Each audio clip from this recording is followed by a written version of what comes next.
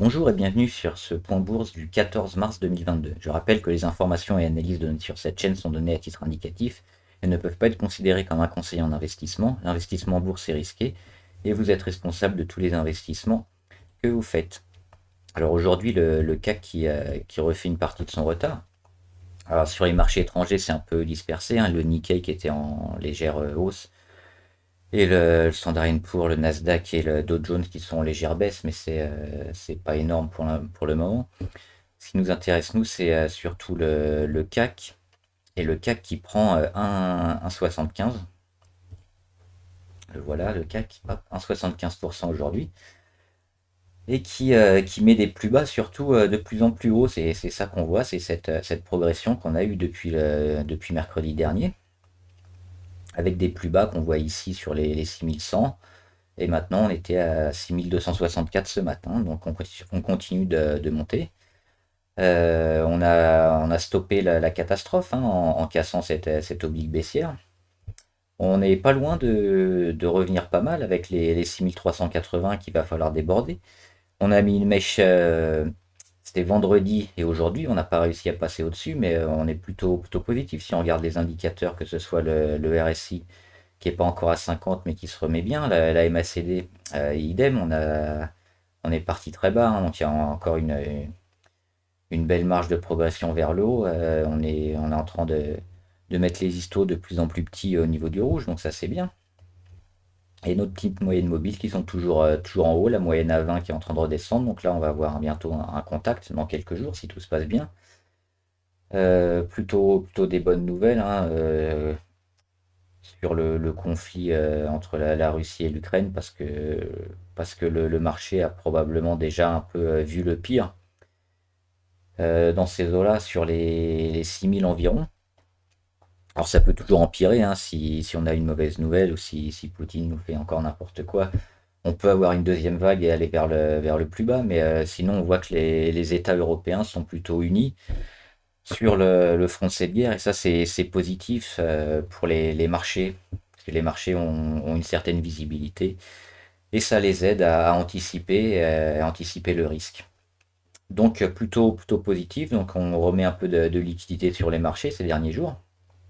Et ça fonctionne plutôt pas mal. Le CAC qui fait 36 sur 40, je crois, 90% dans le vert. On va voir quelques actions qui sont intéressantes. Alors, Air Liquide.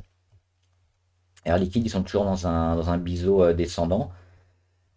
Sous leur moyenne mobile ici à 200 jours sur les 148 qu'ils n'arrivent pas à passer, il y avait déjà ce point pivot à 153 qui était important, qui a été cassé et qui a entraîné la baisse. Et maintenant, on est sur un deuxième point charnière, hein, ici sur les 148, et on voit qu'on a du mal, on n'arrive pas toujours à le passer. Donc si on continue à pas réussir à le dépasser, on va continuer à descendre dans ce biseau entre la ligne rouge ici et la ligne verte, avec un petit support sur les 142 qui a été enfoncé un petit peu, mais qui pourra peut-être pas tenir si les mauvaises nouvelles s'accumulent. Donc entre deux eaux, hein, sur Air Liquide, faut vraiment dépasser les 148 et rattaquer les 150, 152 pour voir vraiment un beau retournement et du positif. Pour l'instant, on est toujours un poil négatif sur Air Liquide. AXA, par contre, alors les bancaires on va pas faire les bancaires aujourd'hui, mais sont toujours, malgré le rebond, c'est toujours assez négatif sur les bancaires, mais les assurances un peu mieux. Et AXA, ils ont fait un gros retour et on voit qu'ils sont partis ici, ils ont rebondi sur leur support un peu au-dessus à 20,7. Et surtout, ils sont revenus au-dessus de leur moyenne mobile ici à 24,50 et au-dessus de leur oblique descendante ici en rouge. Donc c'était deux zones importantes et ils l'ont repris assez rapidement, hein, parce qu'on y était lundi. Donc en une semaine, ils sont passés d'une zone vraiment très négative, hein, dans le rouge à quelque chose de plus positif. Donc après, on va construire certainement un peu au-dessus, un peu en dessous dans cette zone.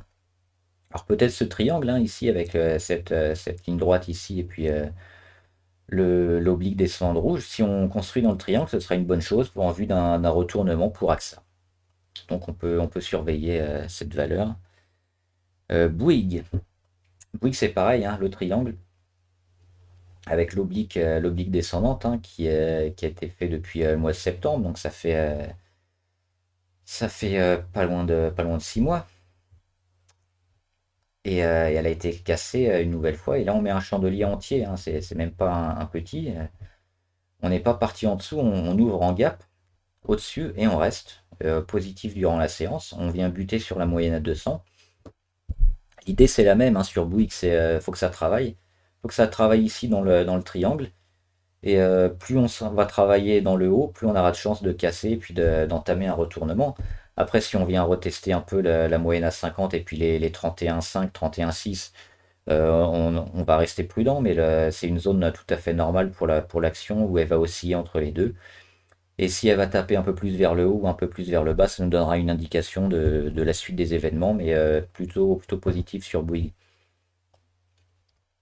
Hermès, alors le luxe qui a pas mal de mal et qui continue parce qu'on voit qu'il bute toujours sur sa moyenne à 20 jours.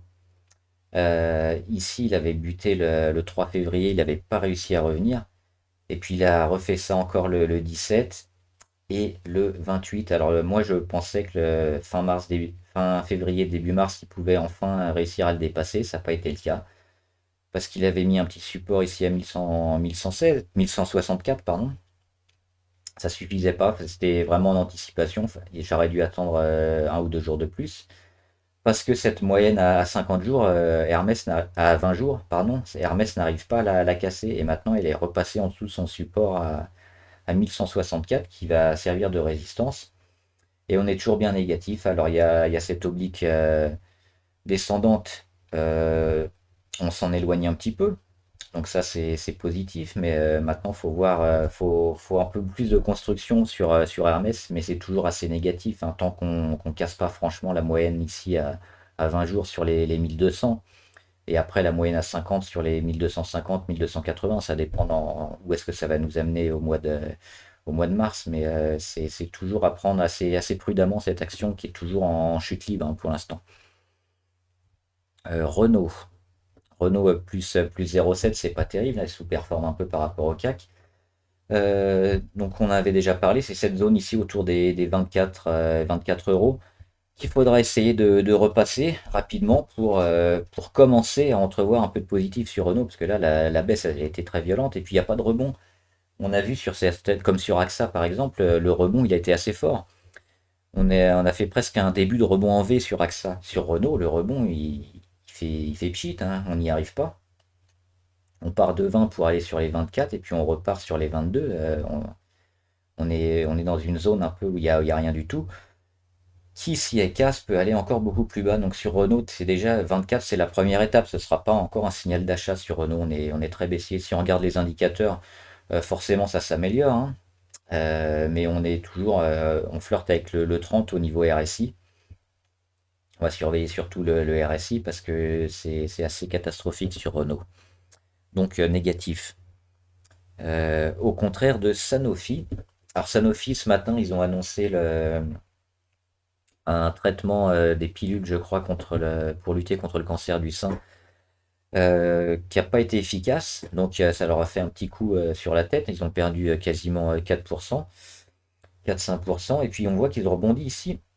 C'est une zone importante, hein, leur moyenne à 200 jours et l'oblique des plus bas, l'oblique montante.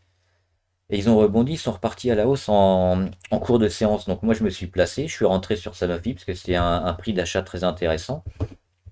Et parce que Sanofi, elle est dans un canal haussier depuis un moment.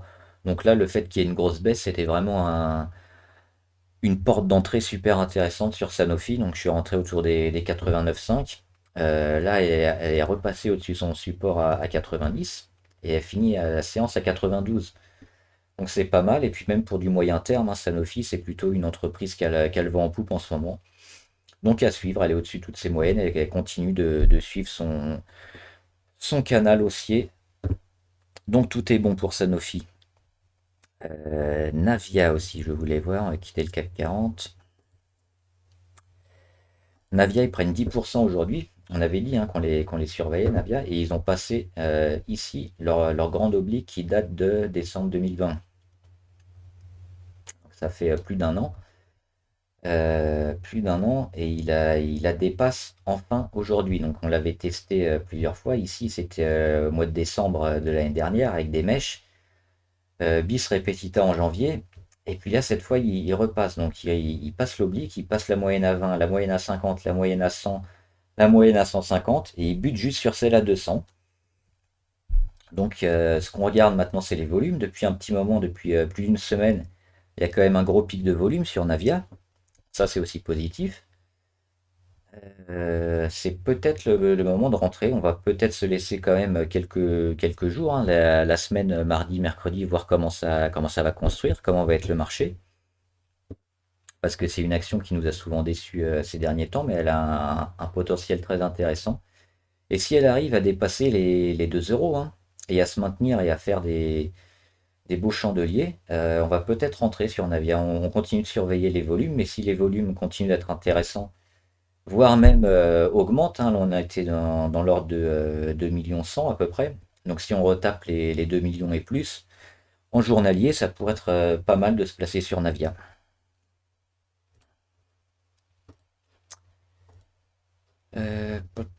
Sinon, ABV, toujours bien, hein. ABV, c'est du long terme. Donc en fonds de portefeuille, généralement, on fait pas trop de trading sur ce genre de trucs. On voit que ça continue de bien performer. Rien à dire. AMC, AMC, ils reprennent un peu 4% aujourd'hui. Ils sont entre deux eaux aussi AMC, hein, et, canal légèrement haussier. On le voit ici entre la ligne rouge et la ligne verte. Donc ils étaient dans le bas et puis là ils sont en train de réagir. Ils sont au contact de leur moyenne mobile, donc plutôt positif pour réattaquer les 42 à court terme. Sinon pour sortir, hein, moi j'ai mis une alerte à 34, mais on peut éventuellement la mettre un peu plus bas, mais il risque d'y avoir des mèches, donc attention. D'autant qu'elle est assez volatile dernièrement. On surveille les 35 et les 34, 34-35 par là. Mais il y a un beau potentiel de retournement sur AMC, donc ça va peut-être un peu tanguer ces prochains jours, mais on espère une sortie vers le haut avec des beaux pourcentages à faire.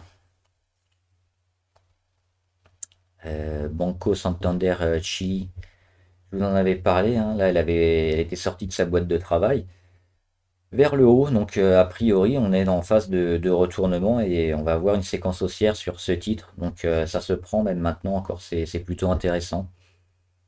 Carrefour, pas mal du tout. Carrefour, ils prennent 1,76 comme le CAC. Ils sont au-dessus de toute leur moyenne mobile. Ils étaient repassés juste 2 jours en dessous. Une belle réaction. On voit qu'il y a quand même une phase de retournement qui s'est actée ici, hein, au début de l'année, autour du 10 janvier. Une phase de consolidation et puis une deuxième et on repart. Donc là, on est bien, on est au-dessus de toutes les moyennes. On va chercher le haut des Bollinger, on met des plus hauts. Alors on a buté sur les 18-30, mais on met des plus bas qui sont de plus en plus hauts, donc très positif aussi. Niveau indicateur MACD, on est plutôt neutre, donc rien à dire. RSI, on n'est même pas au 70, donc il y a toujours de la marge pour aller plus haut. Le titre est pas en surachat, on est plutôt bien. On attend toujours une OPA sur Carrefour. Pourquoi pas? Katana qui a bien fonctionné, hein. Ici, c'était vraiment un bon prix d'achat avec une réaction sur sa moyenne à 200. Et on voit qu'elle performe bien, plus 5% aujourd'hui. Alors, ce qui va nous intéresser pour Katana, c'est à court terme. Ici, quand elle va aller chercher les 7,20, 7,10 environ, comment elle va se comporter? Si elle bute un peu et qu'on est très court terme, on pourrait éventuellement alléger. Si on est plus moyen terme, on peut rester et sur du long terme aussi parce que on est redevenu positif sur Katana. Hop, si j'arrive à tracer, voilà. Donc on avait dit, je vous le rappelle, hein, si vous avez oublié dans les dernières vidéos, qu'ici on était en zone de surchauffe, donc fallait mieux alléger voire vendre. Il y a eu une grosse correction. Et là, sur sa moyenne à 200, c'était un excellent moment pour rentrer ou recharger sur Katana. Donc c'est ce qu'on a fait. Moi, j'étais pas dessus, donc j'ai pas vendu, mais par contre, je suis rentré sur ici, sur le retour, la consolidation. Un prix très intéressant. Donc maintenant, on va surveiller. Niveau indicateur, on est plutôt bien, hein. Donc on peut espérer tout casser à la hausse assez rapidement. Donc on verra comment est le CAC et comment se comporte Katana ces prochains jours. Je vous fais pas les pétrolières parapétrolières qui sont un peu à la baisse en ce moment, c'est le pétrole qui descend. Donc logique, tous les CGG, Total, etc., ça descend aussi, mais ça remet pas en cause pour l'instant le mouvement haussier. Ce mouvement sera peut-être remis en cause en fin de semaine quand on arrivera quand les moyennes mobiles auront remonté, que le cours s'il continue à descendre. Là, si on n'a pas de réaction, peut-être qu'on aura uniquement un feu de paille sur les pétrolières et parapétrolières. Sinon, il y aura un rebond peut-être en cette fin de semaine. C'est ça qui va nous alerter sur tout ce qui est pétrole.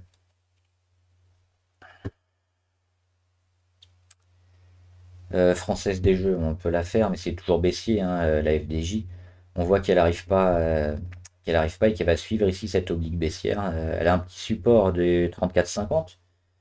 Elle a rebondi dessus aujourd'hui, mais la pression baissière est toujours grande, hein, et puis les 36 euros commencent à être loin. Et puis on voit que si on zoome, on n'arrive même pas à venir les tester, les 36 euros. Donc plutôt négatif sur la FDJ. Il faudrait une annonce, il faudrait quelque chose sur les chiffres et encore. Le monopole de la FDJ est un peu soumis à question en ce moment, donc c'est pas terrible, hein, la FDJ. Pour rentrer, il faut mieux attendre encore pas mal de temps et puis des beaux signaux d'achat qu'on n'a pas pour l'instant.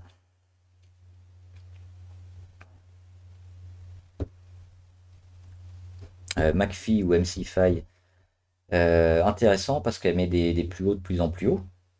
Elle a cassé, hein, pour ceux qui n'étaient pas là, le mardi 8 mars, elle a cassé son range ici, son canal baissier. Donc c'était un premier signal pour peut-être se mettre en position. Soit le 8, soit le 9. Le 9, elle a confirmé. Et depuis, elle continue d'étirer les bolingers, de se mettre au-dessus de toutes les moyennes mobiles, donc c'est parfait. On a une phase ici de retournement qui est en train de se mettre en place sur MCFI.